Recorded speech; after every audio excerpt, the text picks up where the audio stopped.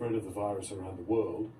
And the Chief Medical Officer, I'm told reliably, thinks that it is simply implausible that with the spread and transmission the way it's going, that this is not a global pandemic. The Australian government has lost confidence in the World Health Organization and decided not to wait for the formal declaration of a pandemic out of Geneva, but has gone ahead and implemented its own pandemic preparedness plan regardless. Why has it lost faith in the World Health Organization?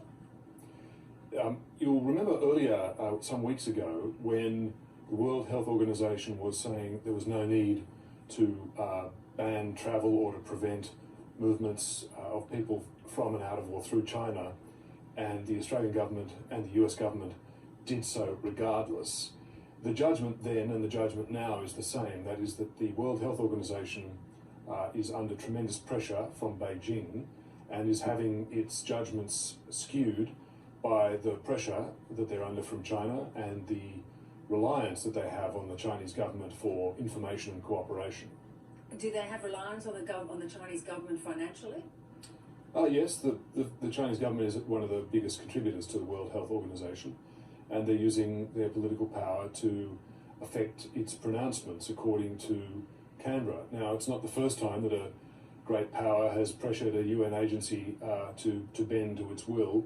The World Health Organization long delayed its pronouncement of AIDS as a global health pandemic in the 1980s because of pressure from the US.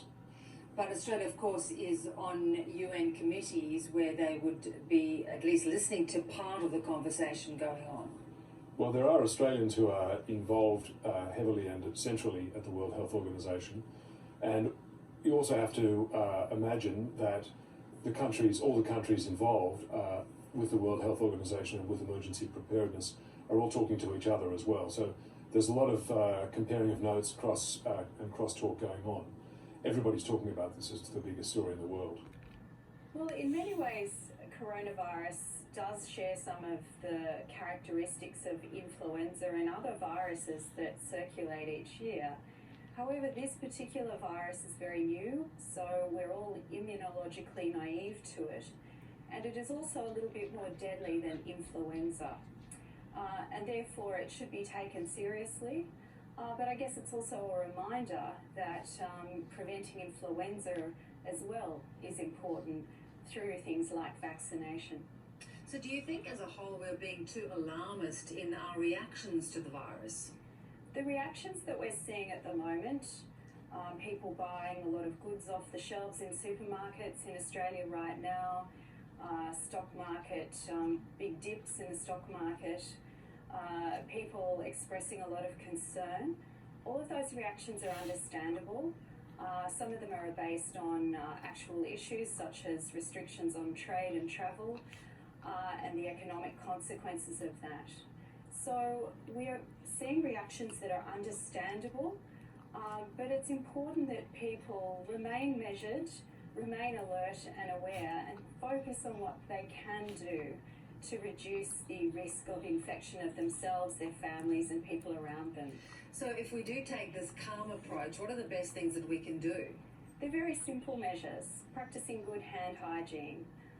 For example, if you've been on public transport, washing your hands when you get home before you make dinner, for example.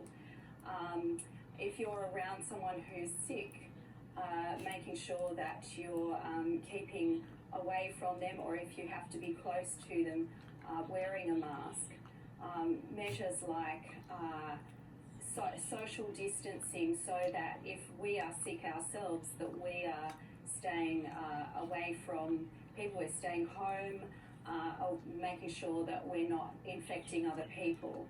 So the usual very simple measures that are usually recommended for preventing viral infections, people becoming infected with those.